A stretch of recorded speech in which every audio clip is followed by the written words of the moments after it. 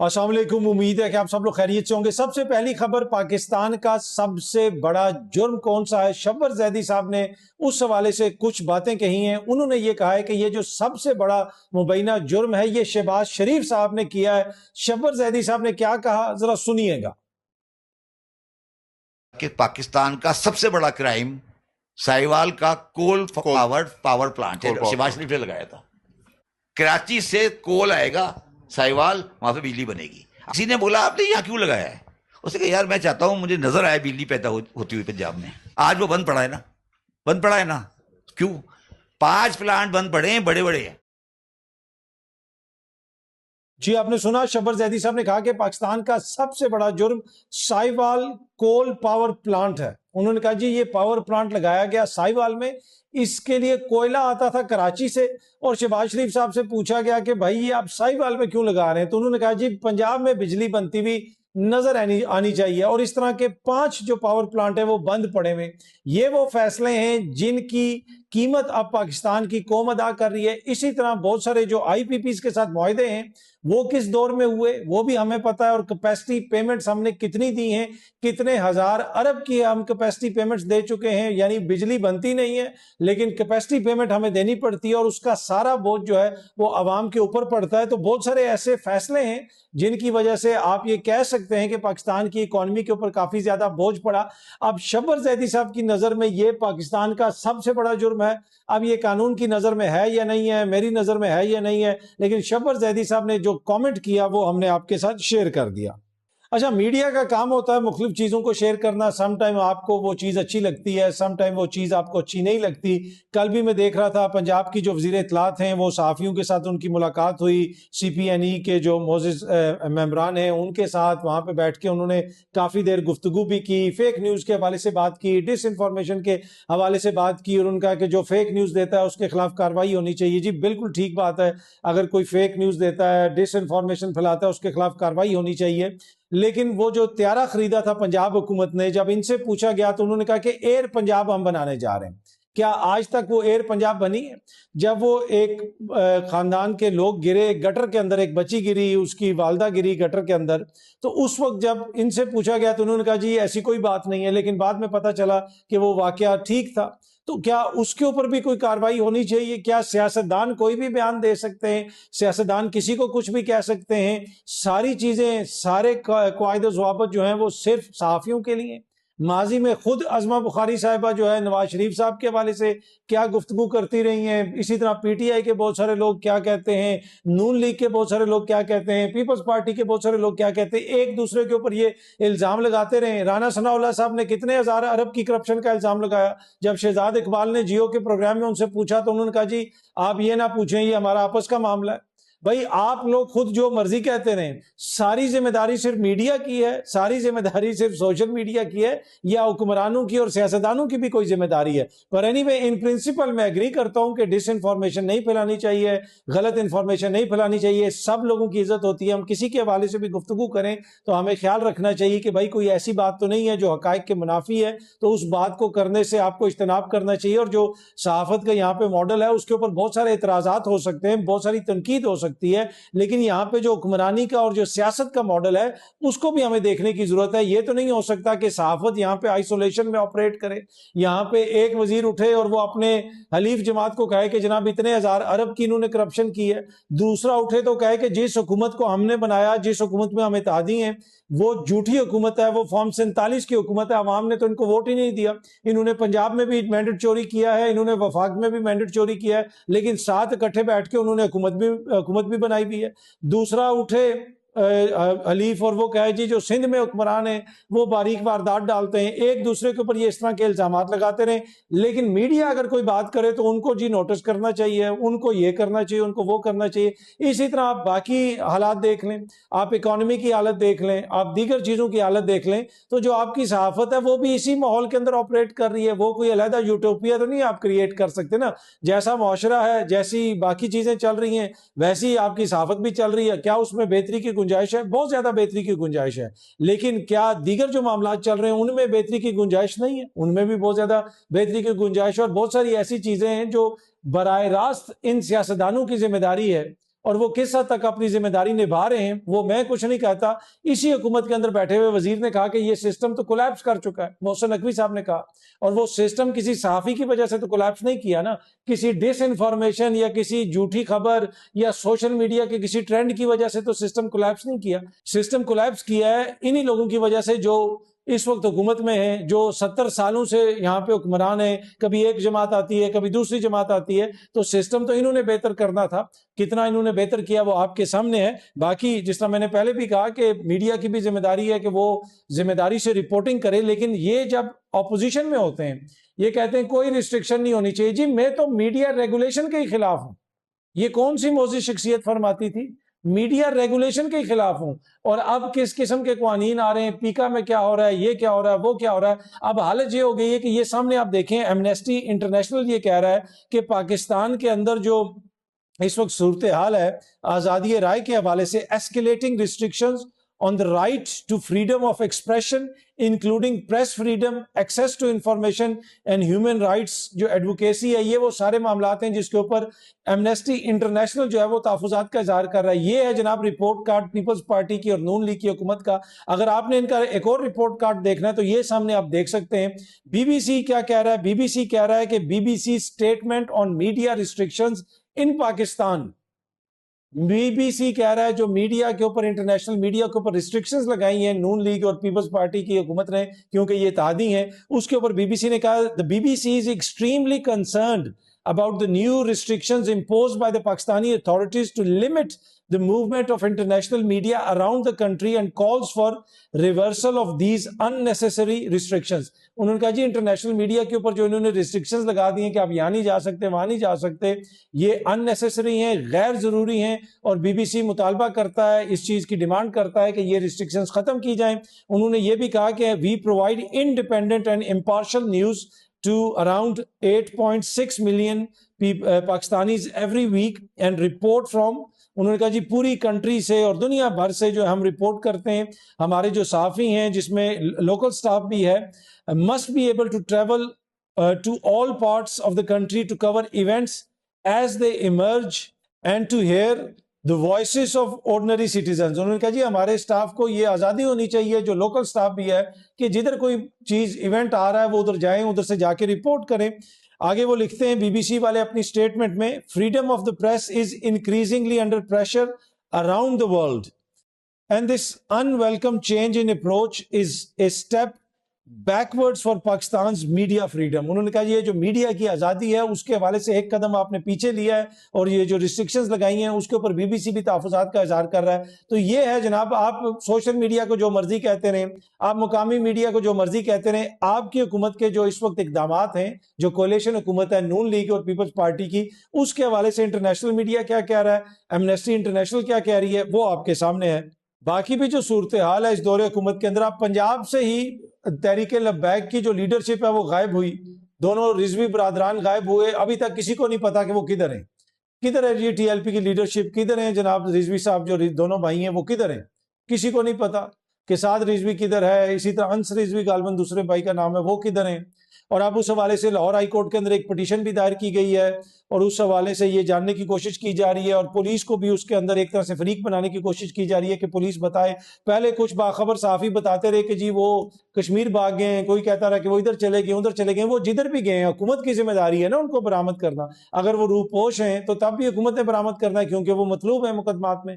اگر وہ ویسے ہی غائب ہیں, کہیں کسی نے ان کو رکھا ہوا ہے, زبردستی کہیں پہ بٹھایا ہوا ہے, تو تب بھی حکومت کی اور حکومتی اداروں کی ذمہ داری ہے کہ ان کو وہاں سے برآمد کیا جائے. تو وہ کسی کو نہیں پتا. تو یہ صورتحال ہے اوور آل گورننس کی ملک میں, لیکن صرف میڈیا کی برائیاں جو ہیں وہ حکومت کو نظر آتی ہیں. اب یہ سامنے آپ دیکھ سکتے ہیں, یہ ٹویٹ کیا ہے علی خان ترین نے. وہ یہ کہہ رہے ہیں کہ جینون کویسچن ہے کہ کیا ہمیں پی ٹی وی کی ضرورت ہے, باقی سارے میڈیا کی تو بڑی ناراضگی کا اظہار کرتے ہیں حکمران, تو بھائی کیا صرف پی ٹی وی یہاں پہ پرفارم کر رہا ہے. علی خان ترین نے کہا ہے کہ ای سی سی جو ہے اس نے 13 ارب روپیہ اپروو کیا ہے, بیل آؤٹ کیا ہے بنیادی طور پہ سیلریز اور آپریشن کے لیے. کس کے لیے آپریشنز, کس کے, پی ٹی وی کے لیے یہ پیسہ دیا گیا ہے. انہوں نے اپنی ٹویٹ میں لکھا کہ سن 2012 میں جو پی ٹی وی ہوم تھا اس کی آڈینس تقریباً 43% تھی, اور اس وقت جو اس کی آڈینس کا شیئر ہے وہ 4% ہے. آگے وہ لکھتے ہیں it's digital and YouTube engagement جو ہے وہ پاکستان کے جتنے بھی براڈ کاسٹرز ہیں ان میں سے سب سے کم ہے پی ٹی وی کا جو ڈیجیٹل میڈیا کے اوپر ان کی انگیجمنٹ ہے. آگے انہوں نے یہ بھی لکھا کہ پی ٹی وی جو ہے وہ دور دراز علاقوں تک اس کا سگنل جاتا ہے، لیکن اب دیہات میں بھی لوگ یوٹیوب دیکھتے ہیں، ٹک ٹاک دیکھتے ہیں، ڈیجیٹل میڈیا دیکھتے ہیں. تو انہوں نے آگے لکھا کہ پرفیکٹلی یہ سم اپ کرتا ہے کہ پروپیگنڈا ود نو آڈینس، یعنی پی ٹی وی کے اوپر اگر پروپیگنڈا ہوتا ہے تو اس کی آڈینس کوئی نہیں ہے، اس کو دیکھتا کوئی ہے نہیں ہے، لیکن پیسہ اس کے اوپر اتنا زیادہ لگایا جا رہا ہے. with dozens of private channels and rising popularity of online platforms, what purpose does PTV serve anymore؟ تو وہ یہ کہہ رہے ہیں کہ پی ٹی وی کے اوپر اتنا پیسہ کیوں لگایا جا رہا ہے، کیا پرپز ہے اس وقت پی ٹی وی کا جو وہ سرو کر رہے ہیں، یہ وہ کوشچن کر رہے ہیں اپنی ٹویٹ کے اندر علی خان ترین صاحب. اچھا جی، نئے صوبوں کے اوپر بحث چل رہی ہے اور کہا جا رہا ہے کہ جی حکومت نے بہت سارے سٹیپس لینے ہیں اور حکومت نے بہت کچھ کرنا ہے، اگر وہ نہ کر سکی تو کافی مسائل پیدا ہوں گے. اب نئے صوبے بنیں گے کس طرح کے، وہ اتنا آسان تو نہیں ہوگا. اس کی بہت ساری تھیوریاں پیش کی جا رہی ہیں، جی فلانی جگہ پہ قرارداد ہے، فلانی جگہ پہ یہ ہے وہ ہے. بیسک سی جو چیز ہے، آئین کا ایک آرٹیکل ہے آرٹیکل 239، اس کے اندر آپ کو ترمیم کرنی پڑے گی. آرٹیکل 239 کے اندر جب تک ترمیم نہیں ہوگی آپ جو ہے وہ نئے صوبے نہیں بنا سکتے. پھر وہ یہ کہہ رہے ہیں کہ جناب پھر صوبوں سے بھی اس کی منظوری لینی پڑے گی. کچھ لوگ یہ کہہ رہے ہیں کہ وفاق کے اندر اگر آپ کوئی ایسی ترمیم کر دیں کہ صوبوں سے اجازت لینے والی بات جو ہے وہ ختم کی جا سکتی ہے، لیکن اس کے لیے آپ کو 2/3 اکثریت قومی اسمبلی میں اور سینٹ کے اندر چاہیے اگر آپ نے آرٹیکل 239 کو چینج کرنا ہے. اس کے علاوہ کچھ اور بھی ہیں، میں زیادہ تفصیل میں نہیں جا رہا کون کون سے آرٹیکلز اس سے ڈیل کرتے ہیں، لیکن بیسک سی جو بات ہے کہ پہلی جو چیز ہے کہ آرٹیکل 239 کے اندر آپ کو ترمیم کرنی پڑے گی. 2/3 اکثریت آپ کو چاہیے ہوگی. پیپلز پارٹی کی مرضی کے بغیر وہ ہو نہیں سکتا. اور نئے صوبے بننا آلدو کہ اس وقت کہا جا رہا ہے کہ وقت کی ضرورت ہے اور لوگ یہ کہہ رہے ہیں کہ ہر صورت میں بنوائے جائیں گے، مجھے یہ لگتا ہے کہ یہ لوگ نہیں بننے دیں گے اور اس میں جس حد تک ممکن ہو آپ کو سیاسی طور پہ رکاوٹ نظر آئے گی. ویسے عام بندے کی بہتری کے لیے کہا جاتا ہے کہ جناب چھوٹے ایڈمنسٹریٹو یونٹس ہوں گے تو وہ بہتر ہوگا، نیچے سے نئی قیادت آئے گی، نئے لوگ آئیں گے، وہ ہمیں نئے چہرے نظر آئیں گے، ہو سکتا ہے کہ پیسہ بھی نیچے تک جائے، یہ نہ ہو کہ پیسہ سارا پشاور میں، لاہور میں، کوئٹہ میں، کراچی میں پھنس جائے. ہر ڈویژن کے اندر اگر آپ پیسہ دیں گے اور ہر ڈویژن کے اندر چند سو ارب بھی لگ گیا تو لوگ کہتے ہیں کہ جی ادھر لوگوں کی تقدیر بدل جائے گی. پیسہ جو ہے ادھر لگتا نہیں ہے، بس آپس میں ادھر ادھر حکمران جو ہے وہ کرتے رہتے ہیں. تو ایک لحاظ سے ان پرنسپل تو یہ آئیڈیا بہتر ہے، لیکن کیا اس کو امپلیمنٹ کیا جا سکے گا اور کیا موجودہ اسمبلی کے پاس اتنا مینڈیٹ ہے، یہ وہ کوسچنز ہیں جو کافی غور طلب کوسچنز ہیں. اور جس طرح میں آپ کو پہلے دن سے کہہ رہا ہوں کہ جہاں پہ بہت سارے صحافی دوست آپ کو یہ خبر دے رہے ہیں کہ یہ صوبے ہر حالت میں بنوائے جائیں گے، تو میرے پاس تو کوئی ایسی خبر نہیں ہے. لیکن جو میں نے یہ یہاں کی سیاست دیکھی ہے، جو تھوڑا بہت پڑھا ہے، جو چیزوں کو آبزرو کیا ہے، میرا یہ خیال ہے کہ میری یہ کوئی خبر نہیں ہے، میرا یہ خیال ہے کہ یہ ہر ممکن ریزسٹ کریں گے اور اس کو ناکام بنانے کی پوری کوشش کریں گے، اور مجھے یہ لگتا ہے کہ یہ کافی حد تک کامیاب ہو جائیں گے. لیٹ سی اب آگے کیا ہوتا ہے. جو ناکام کون بنانے کی کوشش کرے گا؟ جو حکمران ہیں، جو سیاسی حکمران ہیں جو اس وقت اقتدار میں بیٹھے ہیں. اچھا جی، پاکستان تحریک انصاف نے 27 سپتمبر کی تاریخ دے دی ہے. اس کے بعد میں دیکھ رہا ہوں کہ بہت ساری ان کے اوپر تنقید ہو رہی ہے، لوگ کوشچن کر رہے ہیں اور بڑے رائٹلی پوائنٹ آؤٹ کر رہے ہیں کہ بھائی اتنے دن کیوں دیے، یہ کیا ہوا، وہ کیا ہوا، یہ کچھ نہیں کریں گے. بھائی میرا جو اس پہ موقف ہے کہ یہ سارے جو کوشچنز ہیں یہ بنتے ہیں اور آپ کو کرنے چاہیے اور کوشچن ریز کرنے چاہیے، اور میں نے خود بھی کوشچن ریز کیے. لیکن اینڈ آف دا ڈے انہوں نے ایک ڈیٹ دے دی ہے، انہوں نے کہا جی آپ موبلائز ہوں. اب انہوں نے ایک ڈیٹ دے دی ہے، اس ڈیٹ سے وہ پھر نہیں سکتے. 27 سپتمبر سے 28 سپتمبر نہیں ہو سکتا. اب جو لوگ کہہ رہے ہیں کہ جناب یہ کمپرومائزڈ ہیں، یہ ہیں وہ ہیں، وہ بنیادی طور پہ اس جو کال ہے اس کو ناکام بنانے میں تو اپنا حصہ ڈال رہے ہیں، کامیاب بنانے میں اپنا حصہ نہیں ڈال رہے. اب یہ آگے چیزیں کس طرف جائیں گی؟ کیا پی ٹی آئی کی قیادت کال واپس لے لے گی؟ اگر دیکھیں وہ کال واپس لیتے ہیں یا کہتے ہیں جی ہم ڈیٹ آگے کریں گے، اس کے بعد تو پھر کوئی گنجائش ہی نہیں رہتی نا. پھر تو سب کہیں گے جناب یہ کمپرومائزڈ ہیں، یہ عمران خان کے غدار ہیں، سب کچھ ہوگا. لیکن میرے خیال میں ایک ڈیٹ انہوں نے دے دی اور اس سے اب پیچھے ہٹنا ان کے لیے آسان نہیں ہوگا. اور اب یہی ہوگا کہ یا تو حکومت ان کو انگیج کرے گی اور خان صاحب سے ملاقات ہو جائے گی 27 تاریخ سے پہلے اور ملاقاتیں کھل جائیں گی. اگر ملاقاتیں کھلی تو اس صورت میں ہو سکتا ہے کہ پھر شاید چیزیں کوئی مختلف ہو جائیں، اس لیے کہ پھر تو عمران خان نے بتانا ہے نا کہ کیا کرنا ہے. جب ملاقاتیں کھل جائیں گی خان صاحب کا پیغام آ جائے گا. لیکن مجھے یہ لگتا ہے کہ یہ جو کال دی گئی ہے اس کے اوپر پھر ان کو احتجاج کرنا پڑے گا. اور ایٹ دا سیم ٹائم اس کا جو ایک فائدہ ہے وہ یہ ہے کہ حکومت یہ نہیں کہہ سکے گی کہ بھائی انہوں نے فوراً چڑھائی کر دی. انہوں نے ٹائم دے دیا حکومت کو کہ بھائی اب آپ نے ہمیں اپروچ کرنا ہے. اور جب سے یہ کال آئی ہے, یہ میں اب آپ کے ساتھ خبر شیئر کروں, جب سے کال آئی ہے اس کے بعد سے پی ٹی آئی کی جو ٹاپ کی لیڈرشپ ہے, میں نیچے کسی کی بات نہیں کر رہا, ٹاپ کی لیڈرشپ کی بات کر رہا ہوں, جو فیصلہ ساز ہیں ایک دو, ان کے ساتھ مسلسل رابطے شروع ہو گئے, ان کے ساتھ رابطے شروع ہو گئے. وفاقی حکومت پہ دباؤ پڑے گا تو وہ رابطے کریں گے. اب دیکھتے ہیں کہ جناب 27 سپتمبر کو کتنے لوگ باہر نکلتے ہیں, اس لیے کہ مین چیز تو یہ ہوگی کہ لوگ کتنے باہر نکلیں گے. اور بڑا انہوں نے جو احتجاج وغیرہ کرنا ہے, میں نے آپ کو پہلے کہا کہ یہ ایک دن کا احتجاج نہیں ہوگا, یہ جو ہے احتجاج اگر ہوا تو پھر یہ لمبا احتجاج ہوگا اور وفاقی حکومت کے اوپر کافی دباؤ پڑے گا. اور ایٹ دا سیم ٹائم جہاں پہ سپتمبر کے اندر یہ سارے معاملات چل رہے ہوں گے, وہیں پہ خان صاحب کا توشہ خانہ کیس, دیگر جو معاملات ہیں وہ بھی آگے بڑھ رہے ہوں گے. اور اس احتجاج کی وجہ سے ایک ایسا ماحول جو ہے وہ کریٹ کر سکتی ہے پی ٹی آئی, جس کا اس کو سیاسی طور پہ فائدہ ہو سکتا ہے. یہ سوچ ہے ایک پی ٹی آئی کے اندر. اور میرے خیال میں جو ہے اب 27 تاریخ کی انہوں نے ڈیٹ تو دے دی ہے, اگر اب انہوں نے ڈیٹ دے دی ہے تو پھر جو ہے اب دیکھنا یہ ہوگا کہ کیا اس ڈیٹ سے یہ مکرتے ہیں. مجھے نہیں لگتا, مجھے یہی لگتا ہے کہ اس ڈیٹ کو پھر احتجاج ہوگا. اگر اس سے پہلے جو ہے ان کے مطالبات نہیں مان لیے گئے, خان صاحب کی ملاقاتیں نہیں کھلتی, تو پھر تو جو ہے مجھے یہی لگتا ہے کہ یہ ایک بڑا احتجاج ہوگا. جو اب تک چیزیں میں نے آگے پیچھے سے گیدر کی ہیں, جو خبر میرے پاس ہے کہ پوری تیاری ہو رہی ہے کہ کیسے 27 تاریخ کو احتجاج کیا جائے گا اور اس کی پلاننگ وغیرہ کیا ہوگی. باقی جو کچھ لوگ کہہ رہے ہیں کہ جناب یہ کمپرومائزڈ ہیں, یہ ہے وہ ہے, اس سے حکومت کو تو فائدہ ہو سکتا ہے, پی ٹی آئی کو تو فی الحال فائدہ نہیں ہو سکتا. اب ایک تاریخ دی ہے, اب ان کو جواب دہ ٹھہرائیں کہ بھائی اب آپ نے تاریخ دی ہے, اس سے مکرنا نہ, کہ 40 دن میں کتنا ٹائم رہ گیا ہے, 27 ہو جائے, مہینہ گزرے گا پتہ بھی نہیں چلے گا. تو اب دیکھنا یہ ہے کہ اس سے پہلے حکومت کیا کرتی ہے اور حکومت پہ کتنا دباؤ پڑتا ہے. اگر حکومت پہ دباؤ پڑے گا تو پھر آپ دیکھیں گے کہ بہت ساری چیزیں موو ہوں گی. لیکن اگلے جو 2-3 ہفتے ہیں وہ بڑے امپورٹنٹ ہیں, اور میرے خیال میں یہ جو ٹائم دیا گیا حکومت کو, مجھے ذاتی طور پہ لگتا ہے کہ یہ ایک جو ہے نا مناسب, جسے کہتے ہیں نا یار یہ بہت زبردست چیز نہیں ہے لیکن یہ مناسب چیز ہے, کہ بھائی کوئی یہ آپ الزام نہیں لگا سکتے کہ ہم نے فوراً چڑھ دوڑے ہیں, ہم نے یہ کر دیا, ہم نے آپ کو اتنا ٹائم دیا ہے, اب آپ ہمیں اپروچ کریں اور معاملے کو حل کرنے کی کوشش کریں. تو دیکھتے ہیں جناب کہ یہ معاملہ آگے کس طرف جاتا ہے. اچھا جی, آخر میں جو خبر آپ کے ساتھ شیئر کرنی ہے وہ یہ سامنے آپ دیکھ سکتے ہیں کہ جہاں پہ ساری دنیا کے معاملات چل رہے ہیں, وہاں پہ نیتن یاہو اور مودی صاحب کی جو دوستی ہے وہ مضبوط سے مضبوط ہوتی جا رہی ہے. مودی نے کل ٹویٹ کیا ہوا تھا کہ فون کال ان کو کی ہے جی نیتن یاہو نے, اور انہوں نے کہا کہ ہمارے جو آپس میں تعلقات ہیں, اسپیشل اسٹریٹجک پارٹنرشپ, یہ بہت ضروری ہے, بڑا امپورٹنٹ ہے. Special strategic partnership which continues to grow from strength to strength. اور یہ جو پارٹنرشپ ہے اس کے ٹارگٹ بھی کچھ ہے, اور ان میں سے ایک جو سب سے بڑا ٹارگٹ ہے وہ پاکستان ہے. اور وہ پھر آپ نے دیکھا کہ پچھلے سال بھی انہوں نے مل کے جو کیا, اور جتنا ظلم غزہ میں کیا اسرائیل نے, کہ آپ کو پتا ہے کہ مودی نے 2000 سے زیادہ اسلحے کی شپمنٹس وہاں پہ بھیجی ہیں. تو سارا بھارتی اسلحہ وہاں پہ استعمال ہوتا رہا فلسطینیوں کے خلاف, اور ادھر جو پاکستان کے خلاف سازشیں ہوتی ہیں اس میں بھی یہ اسٹریٹجک پارٹنر ہیں.